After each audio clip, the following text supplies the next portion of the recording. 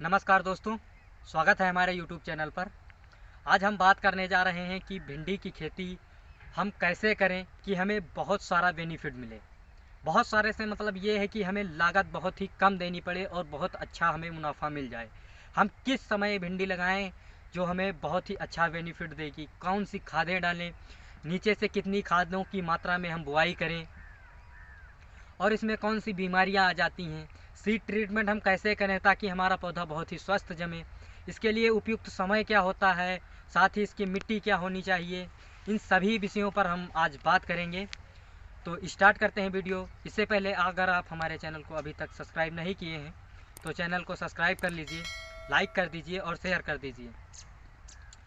तो सबसे पहले अगर हम बात करते हैं समय की, तो समय इसके लिए जो सबसे उपयुक्त माना जाता है, जो हमें अच्छा से अच्छा बेनिफिट दिला सकता है, वो भिंडी के लिए जो मेन समय होता है वो 15 जनवरी से 15 मार्च तक होता है या मार्च अप्रैल तक होता है। पर अगर हम बात करते हैं कि जो हमें अच्छा बेनिफिट दे सकती है वो 20 से 25 जनवरी, यानी 20 से 25 जनवरी के बीच अगर हम बुआई कर देते हैं अपने खेत में, तो इस समय अगर हम बुआई कर देते हैं, थोड़ी ठंड होती है जिसके कारण पौधा लेट जमता है। तो अगर हम दूसरी बात करते हैं हम किस किस मिट्टी में लगा सकते हैं, कौन कौन सी भूमियाँ इसके लिए उपयुक्त होती हैं, तो इसके लिए सभी प्रकार की भूमियाँ अवेलेबल होती हैं। आप चाहे जिस भूमि में लगा सकते हैं, किसी भी मृदा में आप उगा सकते हैं, पौधा बहुत ही बेहतर उत्पादन देगा। पर जो इसके लिए मेन रिक्वायर्ड किया जाता है कि सबसे ज़्यादा उपयुक्त मानी जाती है, वो चिकनी दोमट मिट्टी मानी जाती है। क्योंकि चिकनी दोमट मिट्टी में हमें पानी लगाने में काफ़ी ज़्यादा आसानी होती है। एक बार पानी लगा दिए कुछ ज़्यादा दिन तक नमी रुक जाती है, क्योंकि जल धारण क्षमता इसकी बहुत ज़्यादा होती है। और उस मिट्टी का पीएच जो बोला गया है सभी मिट्टियों के लिए, जो जहाँ पर हम भिंडी लगा रहे हैं, उसका पीएच जो बोला गया है वो 6 से 7 बोला गया है। यानी 6 से 7 पीएच वाली मृदाओं पर हम बहुत ही आसानी से, बहुत ही कम बीमारियों के साथ और बहुत ही कम खादों के साथ हम इसका उत्पादन बेहतर ले सकते हैं। अगर इस पीएच के आउट है हमारी मिट्टी का पीएच, तो उसमें खादें घटाई या बढ़ाई जाती हैं। पर हम इस 6 से 7 के बारे में डिस्कस करेंगे कि कितनी खादें डाल सकते हैं। जो प्रैक्टिकल खादें जो डाली जा रही हैं उनके बारे में बात करेंगे, लिखित की बात नहीं करेंगे कि क्या इसके लिए कितनी डाली जाएं, कितनी लिखित होती हैं, इसके बारे में नहीं। जो प्रैक्टिकल में डाली जा रही हैं, जो अच्छे से अच्छा बेनिफिट दे रही हैं, ये काफ़ी लोगों से जानकारी में मिला है कि इतनी खादें सर्वोपयुक्त होती हैं, जो कॉमन है उन्हीं को बता रहे हैं। तो जो गोबर की खाद, सबसे पहले गोबर की खाद की बात आती है, तो गोबर की खाद 1 एकड़ में बता रहे हैं 3 से 4 ट्राली माना जाता है। 3 से 4 ट्राली हमें 4 बीघे खेत में या 1 एकड़ खेत में हमें डालना चाहिए। और अगर बात करते हैं कि हम इसमें कितनी यूरिया दें, तो यूरिया की जैसे ही बात आती है तो यूरिया हमें 1 बोरी यूरिया देनी होती है इसमें, 4 बीघे में 1 बोरी यूरिया, क्योंकि बाद में हम टॉप ड्रेसिंग के रूप में भी देते हैं। और अगर हम बात करते हैं कि इसमें हम डीएपी कितना दे सकते हैं, तो डीएपी भी 1 बोरी माना जाता है भिंडी के लिए। और अगर हम पोटास की बात करते हैं या फिर एमओपी की बात करते हैं, म्यूरेट पोटास की, तो म्यूरेट पोटास जो होता है वो 1 बोरी म्यूरेट पोटास भी होता है। और सिंगल सुपर फास्फेट की अगर हम बात करते हैं तो 1 बोरी सिंगल सुपर फास्फेट होता है। अगर आप इसे बड़े पैमाने पर कर रहे हैं तो ये बेसल डोज आप नीचे से डालिए। बहुत ही बेहतर रिज़ल्ट मिले हैं इसके, जो अगले कई वर्षों में भी देखे गए हैं, जो आज फिर से कर रहे हैं इसी डोज के तौर पर खेती। और इसके डोज को हम अगले वीडियो में घटाने की कोशिश करेंगे कि कितनी इसकी डोजें हल्का हल्का आप घटा कर डालिए। अगर आपकी मिट्टी का पीएच ऊपर नीचे है या आपकी मिट्टी बहुत ही बेहतर उपजाऊ है तो इसकी डोजें भी घटा भी सकते हैं, क्योंकि जहाँ पर ये डोज उसके लिए है जो मिट्टियाँ कम उपजाऊ होती हैं उनके लिए है।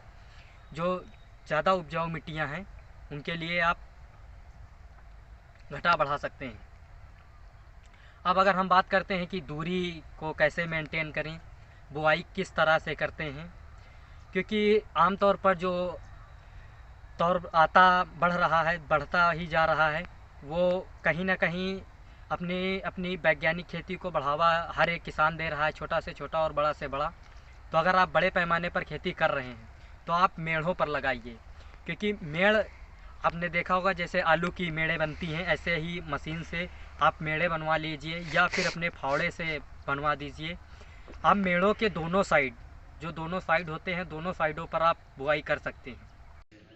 अगर हम दूरी की बात करते हैं तो दूरी जो होनी चाहिए वो 4 से 6 इंच पौधे से पौधे की दूरी।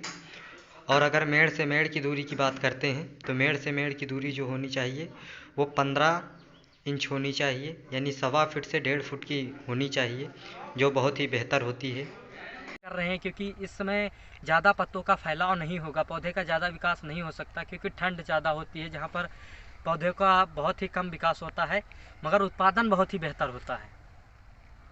तो ये तो हो गई हमारी दूरी की और किस तरह से लगाएं, क्योंकि जो सतही पर लगा रहे हैं वो तो खैर जैसे ही लगा रहे हैं वैसे लगाएं। अगर मेड़ों पर लगाते हैं तो बहुत ही ज़्यादा बेनिफिट होता है। और मेड़ों में पानी लगाते समय एक चीज़ का खास ध्यान रखिए कि हमें आधी मेड़ों को ही फुल करना होता है। कभी कभी क्या करते हैं किसान, पूरी पूरी मेड़ फुल हो जाती है, मेड़ जो होती है बनाई जाती है वो पूरी पूरी भर दी जाती है, जिसके कारण पौधे नहीं जमते हैं। तो आधी मेड़ों पर पानी लगाइए, बाकी वो सीलन द्वारा पहुंच जाएगा। और अगर हम इसके सीड की बात करते हैं कि हम कौन सी वैरायटी लगाएं, तो आपके क्लाइमेट में जो भी आपके क्षेत्र में चल रही है, बहुत ही शानदार ग्रोथ उत्पादन देती हो, उस वैरायटी का आप चयन कर सकते हैं। तो हम एक दो वैरायटियों को आपको सजेस्ट करेंगे कि कौन कौन सी वैरायटियाँ लगा सकते हैं। तो सबसे पहले हम एक वैरायटी के बारे में जान लेते हैं।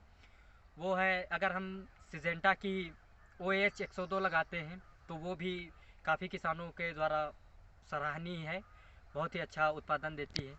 और दूसरी वैरायटी की अगर हम बात करते हैं तो वो त्रिमूर्ति की TMOV 36 है, जो अच्छा बेनिफिट देती है, TMOV 36। तो अब हम लास्ट में सबसे जो लास्ट हमारा बचा है वो है कि हम सीड तो ले आए, अब हम उसकी बुआई किस तरह करें। क्योंकि सीड ट्रीटमेंट हमें करना है तो किस चीज़ से कर सकते हैं, क्योंकि सीड ट्रीटमेंट कर देने से जमाव बहुत ही बेहतर होता है, बहुत सारी बीमारियों भी हमारी दूर होती हैं। तो सबसे पहले अगर हम सीड ट्रीटमेंट की बात करते हैं रासायनिक में, तो रासायनिक में जो लोग करना चाह रहे हैं वो कार्बेंडाजिम या तो माइक्रोजेब। अगर इन दोनों में से नहीं मिल रहा है तो जो कंबाइन फार्मूले बहुत सारे मार्केट में अवेलेबल होते हैं, आप उनका चयन कर सकते हैं।